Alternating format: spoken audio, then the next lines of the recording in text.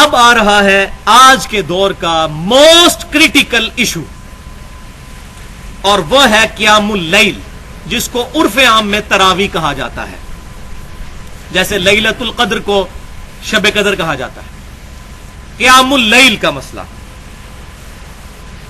نماز تراویح بھی کہا جاتا ہے۔ تو بدقسمتی سے قیام اللیل کا جو ایشو ہے، میں یہ لفظ بار بار استعمال کروں گا تاکہ یہ تراویح والا لفظ پیچھے جائے، اس نے زیادہ ایمبیگوٹی کریٹ کی ہے جی، وہ تراویح ترویحہ سے نکلا ہے، وہ اتنے نہیں ہوتے تو اتنے ہوتے ہیں، تو پھر پلس مائنس لگا کے رزلٹ نکالتے ہیں۔ میں چیلنج کرتا ہوں دنیا کی کسی حدیث کی کتاب میں نبی صلی اللہ علیہ وسلم سے یا صحابہ اکرام علیہم رضوان سے تراویح کا لفظ ثابت کریں۔ اس لفظ سے میں کوئی چیڑ نہیں ہے، محدثین نے استعمال کیا، جائز ہے، لیکن اس کو آگے لا کے قیام اللیل کو پیچھے کر کے امت کو جو ہے فتنے میں ڈال دیا۔ لہذا قیام اللیل کے لفظ کو عام کریں، یہ سنت لفظ ہے، اسی کو عام کریں۔ تو اس میں اہل سنت کے درمیان بھی اختلاف پایا جاتا ہے، بریلوی دیوبندی ان کا ایک موقف ہے، اصحاب الحدیث کا دوسرا موقف ہے، اسی طریقے سے اہل تشیع کا بھی اختلاف پایا جاتا ہے، ان کا بھی موقف بالکل ڈیفرنٹ ہے۔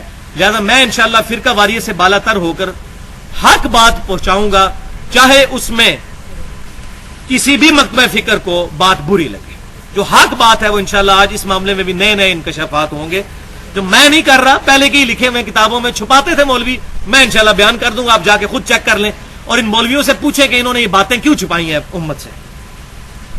تو الحمدللہ 12 صحیح الاسناد احادیث کی روشنی میں انشاءاللہ ہم اس کو کور کریں گے تراویح کے مسئلے کو۔ تو پہلی بات اصولی سمجھ لیں کہ احادیث کی ٹرم میں 3 چیزیں ایک ہی چیز کے نام ہیں: قیام اللیل، تہجد اور وتر، اور تراویح بھی جو بعد میں اصطلاح آئی وہ بھی اسی کو کہتے ہیں۔ یہ کوئی مختلف نمازیں نہیں ہیں، تمام محدثین اس پر متفق ہیں۔ یہی وجہ ہے کہ امام بخاری رحمۃ اللہ علیہ نے قیام رمضان میں جو چیپٹر باندھا ہے تراویح کا، قیام اللیل کا، اس میں جو احادیث لے کے آئے وہ تہجد کے چیپٹر میں بھی وہی احادیث لے کے آئے، یہی بتانے کے لیے کہ کوئی مختلف نمازیں نہیں ہیں، وہی وتر کی جگہ پہ بھی لے کے آئے۔ سورہ بنی اسرائیل کی آیت نمبر 79 میں اللہ تبارک و تعالیٰ نے نبی صلی اللہ علیہ وسلم پر تہجد کی نماز قیام اللیل کو فرض قرار دے دیا۔ بسم اللہ الرحمن الرحیم، وَمِنَ اللَّيْلِ فَتَہَجَّدْ بِهِ، اور جب رات ہو تو تہجد اس کے ذریعے ادا کیجیے، قرآن کی تلاوت کریں، اس کو قرات فرمائیں۔ نافلۃ لک، اور یہ نفل خاص اے محبوب صلی اللہ علیہ وسلم آپ کے لیے ہے، پوری امت کے لیے فرض نہیں ہے۔ عَسَىٰ أَن يَبْعَثَكَ رَبُّكَ مَقَامًا مَحْمُودًا، قریب ہے کہ اللہ تعالیٰ آپ کو اس مقام محمود پر، مقام شفاعت پر فائز فرما دے جہاں ہر شخص آپ کی تعریف بیان کر رہا ہو۔ آپ تہجد پر استقامت قیام اللیل پر اختیار کریں۔ تو آپ صلی اللہ علیہ وسلم پر یہ نماز فرض تھی پورا سال، امت کے لیے پورا سال سنت ہے۔ صحابہ کرام پڑھتے تھے، تابعین، تبع تابعین اور اولیاء اللہ آج تک پڑھتے آئے ہیں، لیکن جو سست لوگ میرے جیسے ہیں ان کے لیے حکم دیا گیا ہے کم از کم رمضان میں ہی پڑھ لو۔ اب آپ کو یہ ساری گیم سمجھ آئی؟ قیام اللیل پورا سال ہی ہے، اسی کو تہجد، اسی کو وتر، اور رمضان میں اس کے لیے تراویح ڈسٹنگوش کرنے کے لیے محدثین میں اس طرح آ گئی۔ تو پورا چیپٹر ہے صحیح بخاری میں، 6 احادیث ہیں رمضان والے چیپٹر میں۔ اب یہ اسی چیپٹر سے میں حدیثیں بیان کر رہا ہوں، لہذا یہ جو پبلک کو دھوکہ دیتے ہیں نہیں نہیں نہیں یہ تو تہجد کی نماز الگ تھی، تراویح الگ تھی، قیام اللیل الگ تھا، تو یہ میں چیپٹر ہی وہ تراویح والا کھول رہا ہوں۔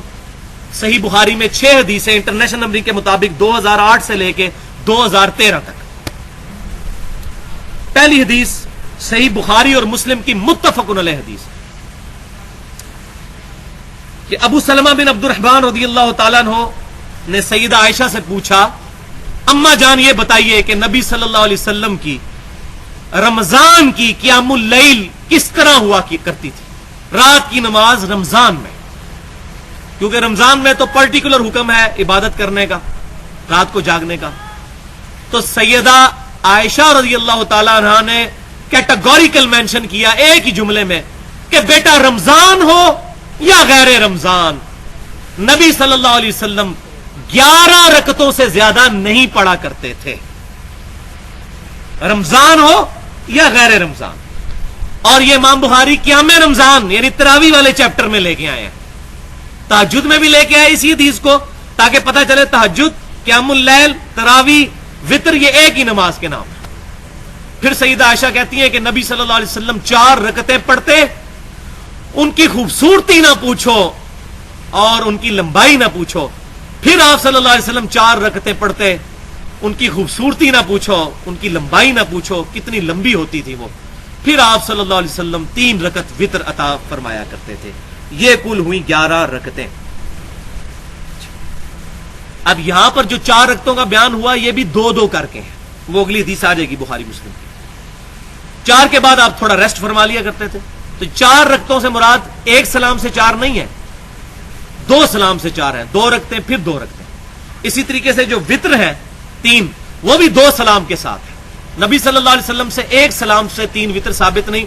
अमीरुल मोमिनीन सैयदना उमर फारूक रदी अल्लाह तआला अन्हु से अल मुसन्नफ इब्न अबी शैबा में सही सनद से साबित है कि उन्होंने 1 सलाम से 3 वित्र पढ़े।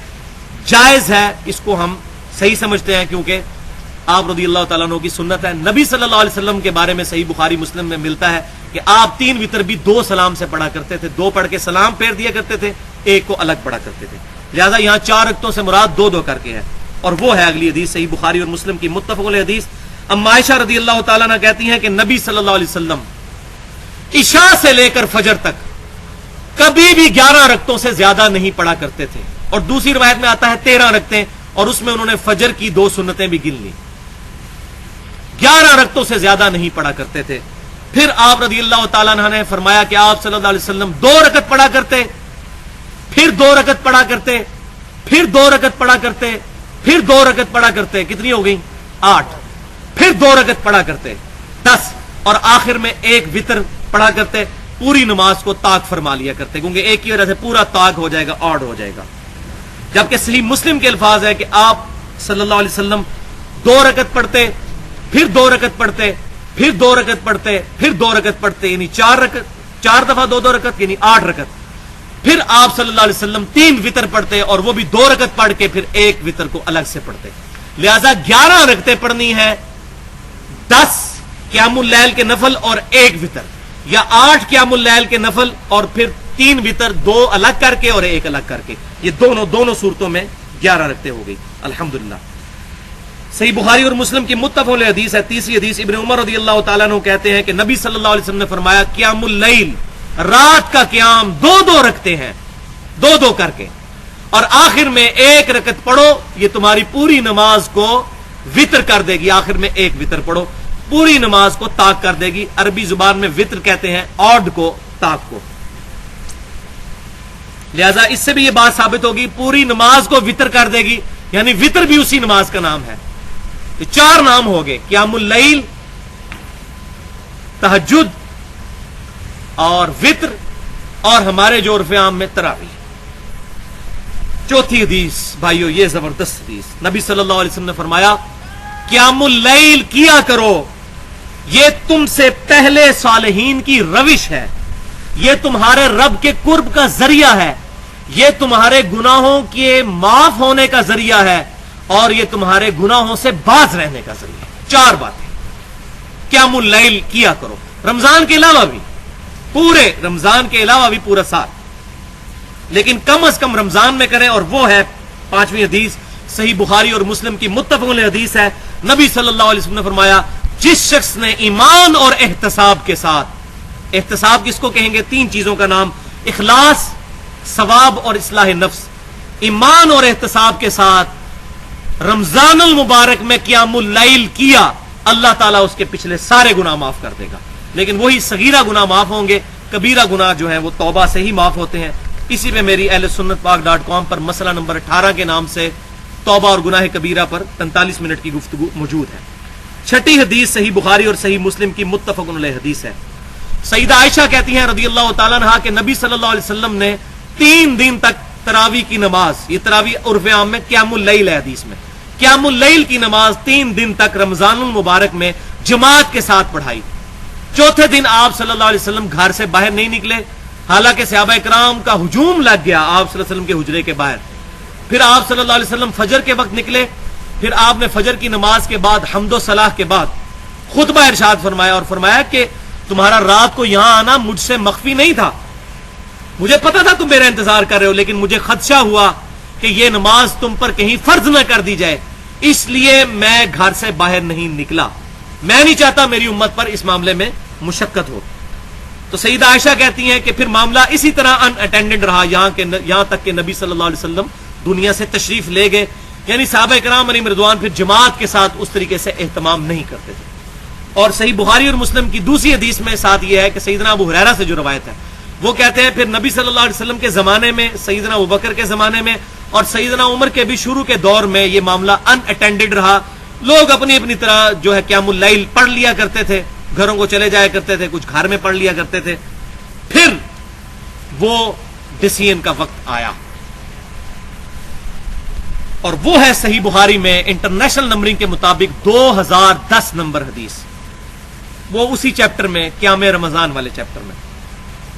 عبد الرحمن بن عبد القاری کہتے ہیں کہ ایک رات میں سیدنا امیر المؤمنین عمر فاروق رضی اللہ تعالیٰ عنہ کے ساتھ مسجد نبوی میں آیا تو دیکھا کہ بعض لوگ اکیلے اکیلے قیام اللیل کر رہے ہیں رمضان کا، بعض لوگ ٹولیوں کی شکل میں ایک ایک حافظ آگے کھڑا کیا ہوا ہے، اس کے پیچھے نیت کر کے مختلف جگہوں پر نمازیں ہو رہی ہیں۔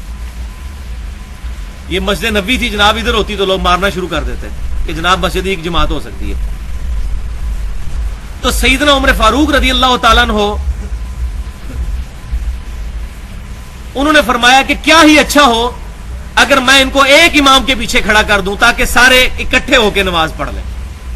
پھر انہوں نے ابی ابن کعب رضی اللہ تعالیٰ عنہ کو حکم دیا کہ لوگوں کو قیام اللیل رمضان کا کروائیں۔ پھر وہی تابعی کہتے ہیں کہ کافی دنوں کے بعد آپ رضی اللہ تعالیٰ عنہ کے ساتھ میں دوبارہ آیا تو دیکھا کہ لوگ قیام اللیل کر رہے تھے اور ایک امام کے پیچھے، تو سیدنا عمر نے فرمایا نعم البدعۃ ھذہ، یہ کتنا اچھا کام ہے جو نیا میں نے شروع کیا۔ یہاں بدعت جو ہے وہ لغت کے معنوں میں ہے اور ایک مردہ سنت کو زندہ کرنے کے معنوں میں ہے، لہٰذا اگر کوئی شخص کسی مردہ سنت کو زندہ کرے اور کہے کہ یہ کتنی اچھی بدعت میں نے شروع کی، تو یہ سیدنا عمر کی سنت ہے۔ سنت پر بدعت کا لفظ بولا جا سکتا ہے مردہ سنت کو زندہ کرنا۔ مثال کے طور پر میں نے پگڑی پہننا شروع کی، مجھے دیکھتے ہی دیکھتے کئی لوگوں نے پگڑی پہننا شروع کی، تو میں کہہ سکتا ہوں نعم البدعۃ ھذہ، یہ کتنی اچھی بدعت ہے، نیا کام لغت کے معنوں میں۔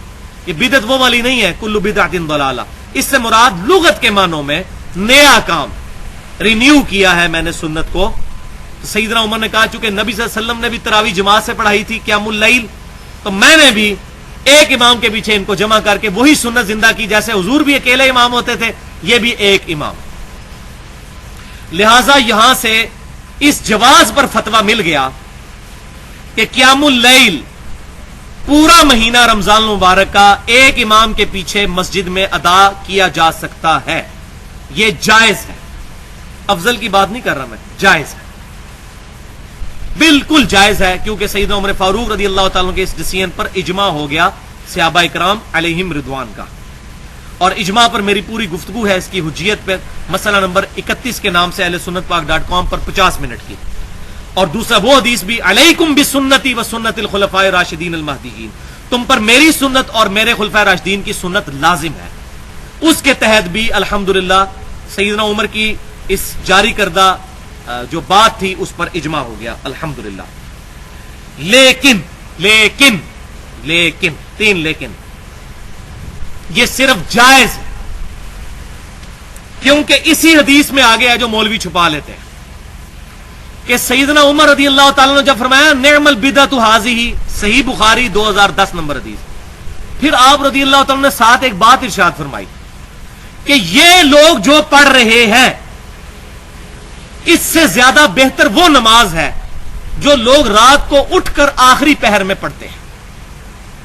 اور سیدنا عمر کا اپنا عمل بھی اس پہ تھا، آپ خود تو پیچھے نیت کیے نہیں ہوئے تھے، آپ تو وہاں وزٹ کرنے کے لیے آئے تھے، آپ نے خود تو وہاں نہیں نماز پیچھے پڑھی، اور اس تابعی کو کہا اس سے بہتر عمل یہ ہے کہ رات کے آخری پہر میں سو کے اٹھ کر نماز ادا کی جائے، وہ اس سے بہتر ہے جو کچھ یہ کر رہے ہیں۔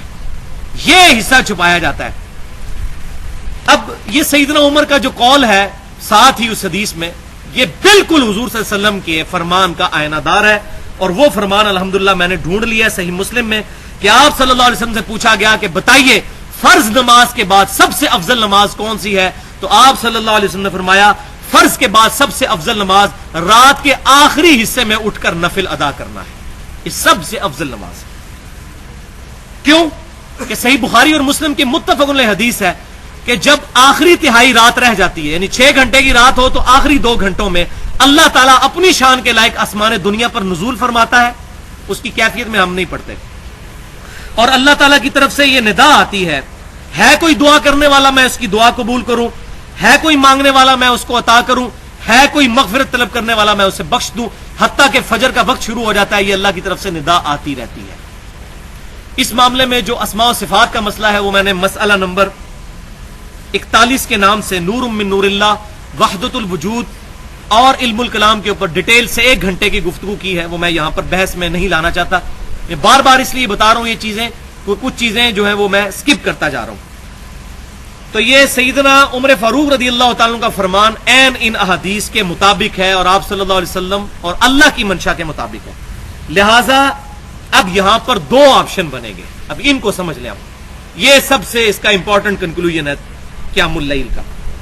آپشن نمبر 1 یہ ہے کہ رات کو عشاء کے ساتھ ہی قیام اللیل کر لیا جائے،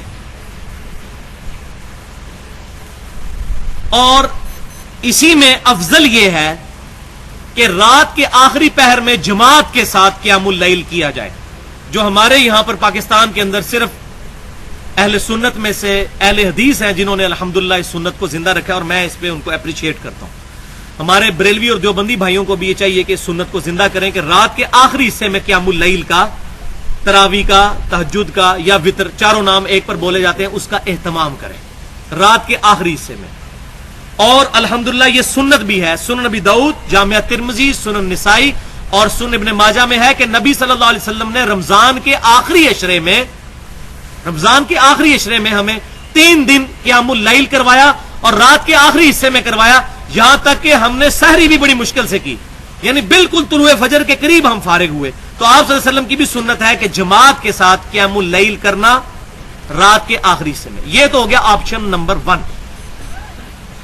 آپشن نمبر 2 جو ہے وہ ہے کڑوی گولی، اور وہ یہ ہے کہ کوئی شخص خود گھر میں قیام اللیل کا اہتمام کرے رات کے آخری حصے میں، جماعت کے ساتھ مسجد میں نہ پڑھے. اس میں 3 حدیثیں بہت امپورٹنٹ ہیں. پہلی حدیث صحیح بخاری اور مسلم کی متفق علیہ حدیث ہے زید بن ثابت رضی اللہ تعالیٰ عنہ سے، جو کاتب وحی ہے. وہ کہتے ہیں کہ یہ وہی روایت انہوں نے جب روایت کی نا کہ نبی صلی اللہ علیہ وسلم 3 دن تو صحابہ اکرام نے آپ کے پیچھے نماز پڑھی، آپ چوتھے دن باہر نہیں نکلے، بعد صحابہ کا جمگٹا ہو گیا. اس کے بعد زید بن ثابت کہتے ہیں کہ چوتھے دن نبی صلی اللہ علیہ وسلم غضبناک ہو کر نکلے باہر، غصے کی حالت میں.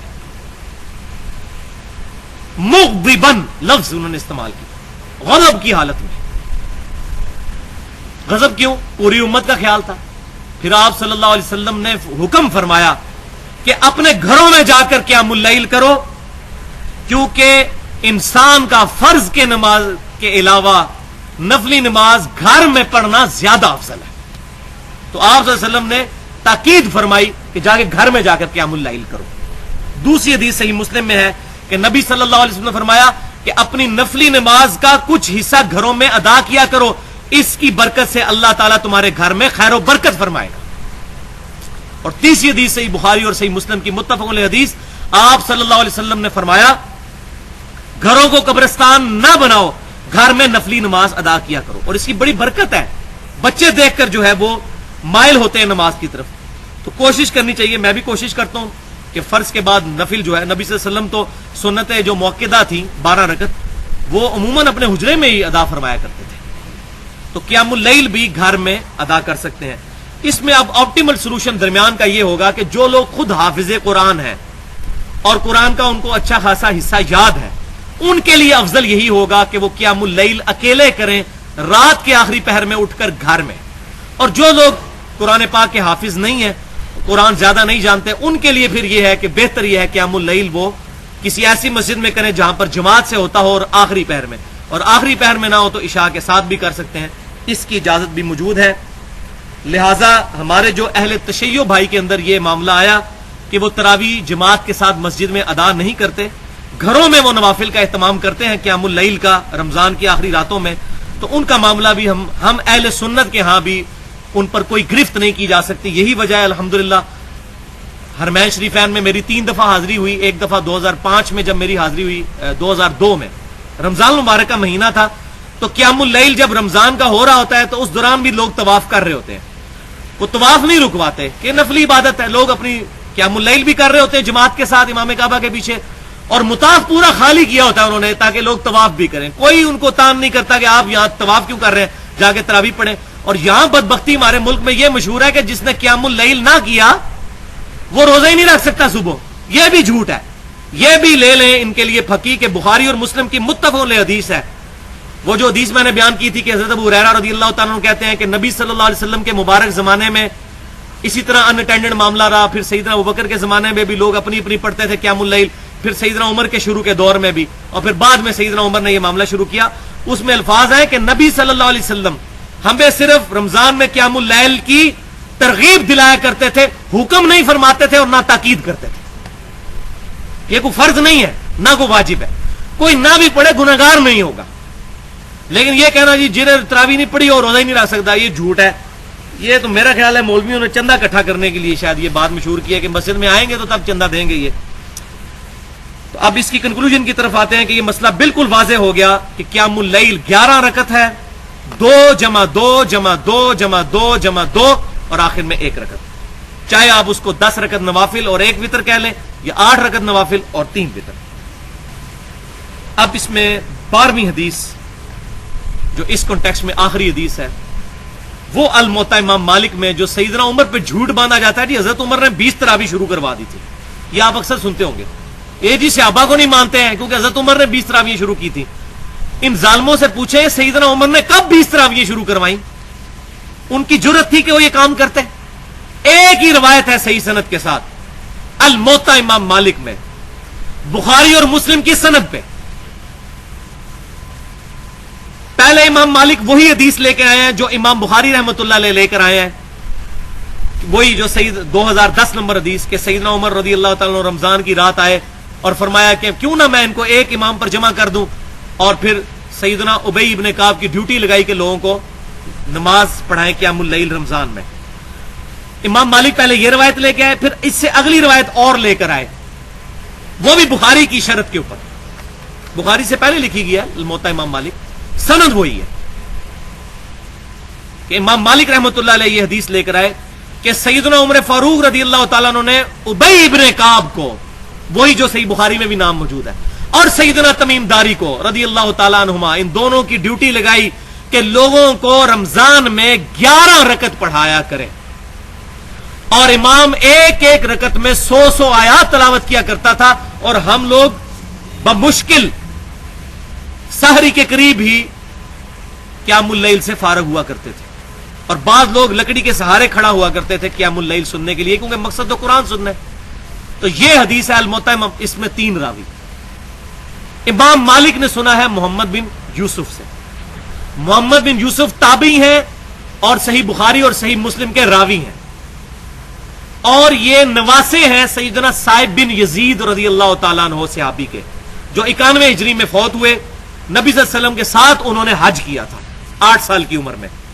صائب بن یزید کے یہ نواسے ہیں محمد بن یوسف، اور یہی روایت جو بخاری اور مسلم میں بھی موجود ہے کہ صائب بن یزید رضی اللہ تعالیٰ عنہ کہتے ہیں کہ میں بچہ تھا 8 سال کا، میں نے حضور کے ساتھ حج کیا۔ اس حدیث کی سند وہی ہے جو الموطا امام مالک کی ہے، یعنی امام مالک نے سنا محمد بن یوسف سے، محمد بن یوسف نے سنا صائب بن یزید رضی اللہ تعالیٰ عنہ سے، صحابی سے، ایک ہی تابعی ہیں بیچ میں، لہذا یہ سونے کی مور گولڈن چین کے ساتھ روایت ہے الموطا امام مالک کے اندر 11 رکعت، اور الحمدللہ کوئی مائی کا لال اس روایت کو ضعیف نہیں کہتا۔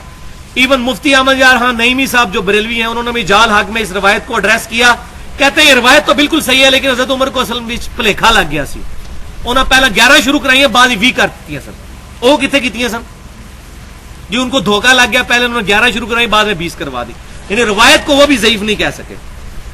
इसके बाद एक और मुनक़ते रवायत भी इमाम मालिक लेकर आए हैं कि यजीद बिन रोमान कहते हैं रहमतुल्लाह अलैह कि सैयदना उमर के जमाने में लोग 23 रकत अदा करते थे, 20 रकत नवाफिल क़ियामुल लैल के और 3 वितर। लेकिन यजीद बिन रोमान रहमतुल्लाह अलैह सैयदना उमर के जमाने में पैदा भी नहीं हुए थे। उसूल मुहद्दिसीन पर यह मुनक़ते रवायत है और पक्की ज़ईफ़ रवायत है।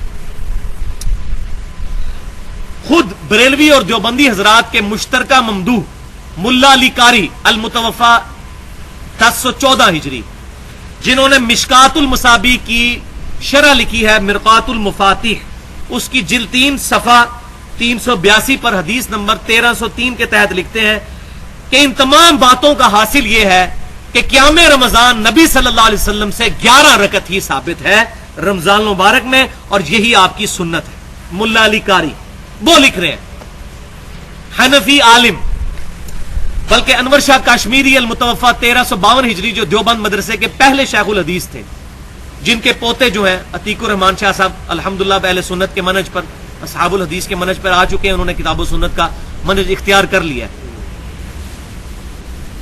पहले देवबंद के मुफ्ती अनवर शाह काश्मीरी वो अपनी सही बुखारी की शरह फैजुल बारी में लिखते हैं और जामिया तिरमिज़ी की शरह अल अर्फ़ुश शज़ी में लिखते हैं। फैजुल बारी जिल्द 2 सफ़ा 420 पर और अल अर्फ़ुश शज़ी जिल्द 1 सफ़ा 166 पर बड़ा सही उन्होंने तड़प का इजहार किया। वो कहते हैं इस बात को माने बगैर चारा ही नहीं है कि तहज्जुद, क़ियामुल लैल, वितर और तरावी एक ही नमाज के 4 नाम हैं और नबी सल्लल्लाहु अलैहि वसल्लम से 11 रकत से ज्यादा साबित नहीं। जादू वो जो सर चढ़कर बोले। तो भाइयों, असल झगड़ा यह नहीं है कि 20 रकत पढ़ी जाए या 30 रकत या 40। असल यह है कि नबी सल्लल्लाहु अलैहि वसल्लम ने 11 रकत पढ़ी। इससे ज्यादा अगर कोई नवाफिल के तौर पर पढ़ ले तो जायज है, हम उसको गलत नहीं कहते। खुद सही मुस्लिम में मौजूद है कि नबी सल्लल्लाहु अलैहि वसल्लम बाज़ औक़ात इशा के वितर पढ़ने के बाद 2 नफिल बैठ के पढ़ा करते थे। एक सहाबी ने पूछा, या रसूलुल्लाह सल्लल्लाहु अलैहि वसल्लम, आप तो कहते हैं कि बैठ के पढ़ना आधा सवाब है, तो आपने फरमाया मैं तुम्हारी तरह नहीं हूं, मुझे अल्लाह ताला पूरा सवाब देता है। तो आप सल्लल्लाहु अलैहि वसल्लम 2 रकत नफिल बैठकर भी पढ़ लेते थे वितर के बाद। और यह भी तोहफा ले जाए, बाई चांस ज़हन में आया, मैंने बयान नहीं करना था, सुनन दारमी में सही सनद के साथ हदीस है, आप सल्लल्लाहु अलैहि वसल्लम ने फरमाया जो शख्स वितर के बाद 2 नफिल पढ़ लेगा, अगर वो तहज्जुद क़ियामुल लैल के लिए ना भी उठा, अल्लाह ताला उसको सवाब अता फरमा देगा।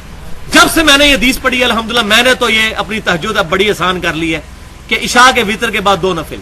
और मुस्नद इमाम अहमद में है कि आप सल्लल्लाहु अलैहि वसल्लम इन 2 नफिलों में पहली रकत में इज़ा ज़ुलज़िलतिल अर्दु ज़िलज़ालहा और दूसरी रकत में कुल या अय्युहल काफिरून पढ़ते थे। ये भी याद कर लें, ये तोहफा ले जाए तहज्जुद पूरा साल पढ़ने का। आपने फरमाया आंख खुल गई तो ठीक, वरना अल्लाह ताला तुम्हारे लिए तहज्जुद का सवाब लिख देगा। 2 रकत नफिल सही मुस्लिम से भी साबित है कि आपने वितर के बाद पढ़े। लिहाजा इससे यह बात भी पता चली कि वो जो हदीस है सही बुखारी और मुस्लिम की कि वितर को अपनी नमाज की आखिरी नमाज बनाओ, उसका मतलब यह है कि आपकी नमाज ऑड रहनी चाहिए। वरना हुजूर ने खुद क्या किया, वितर के बाद 2 नफिल पढ़े, लेकिन 2 नफिल पढ़ने से आपकी ओवरऑल नमाज जो है वितर ही रही। 11 में 2 जमा करें तो 13, 15 तो नहीं हो गए, 14 तो नहीं हो गए, ना 16 हुए। तो इस हदीस का मतलब यह हुआ है कि वितर को आखिरी नमाज का यह मतलब नहीं कि वितर के बाद नमाज नहीं पढ़ सकते। वितर के बाद 2-2 रकत करके पढ़ो, यानी वितर दोबारा ना पढ़ो, वरना वो फिर दोबारा इवन हो जाएगी। ये इस हदीस का फाहम है जो अल्हम्दुलिल्लाह अक्सर लोगों को क्लियर नहीं, मैंने आज अल्हम्दुलिल्लाह क्लियर कर दिया। लिहाजा इस मामले में जो हमारे असहाबुल हदीस अहले सुन्नत के अहले हदीस भाई जो हैं वो ये कहते हैं हम 11 रकत से ज्यादा नहीं पढ़ेंगे, उसको पॉजिटिवली लेना चाहिए कि वो सुन्नत पर आमिल है और नबी सल्लल्लाहु अलैहि वसल्लम की हमीयत है कि वो कहते हैं हम 11 से ज्यादा नहीं पढ़ेंगे। और अल्हम्दुलिल्लाह उनके उलमा भी ये नहीं कहते कि 11 से ज्यादा पढ़ना बिदअत है, कोई भी नहीं कहता। हम सिर्फ ये कहते हैं अहले सुन्नत का मनहज रखने वाले लोग कि 11 रकत सुन्नत है, तरावी करके क़ियामुल लैल इसी को जमात के साथ पढ़ाएं। इसके अलावा लोग घरों में जाके नफिल पढ़ें, बेशक वितर के बाद भी पढ़ते रहे, कोई अर्ज नहीं है। वितर के बाद जितने पढ़ेंगे 2-2 करके वो नमाज वितर ही रहेगी, वो ऑड ही रहेगी, इवन नहीं बनेगी, जुफ्त ही रहेगी, ताक नहीं होगी। लिहाजा 20 रकत ये बिल्कुल सही सनद के साथ साबित है। मैं 2 नंबरी नहीं करूंगा। अल मुसन्नफ इब्न अबी शैबा में और सुनन अल कुबरा बहीकी में कि कई ताबईन 20 रकत नवाफिल भी अदा किया करते थे, लेकिन अपने अपने, जमात के साथ नहीं। और बाद से 40 रकत 41 रकत भी साबित है वितर मिला के। तो अगर कोई 20 पढ़े, 41 पढ़े, 23 पढ़े, जितने मर्जी पढ़े, لیکن تراوی کر کے قیام اللیل سنت وہ 11 رکعت ہی ہوں گے.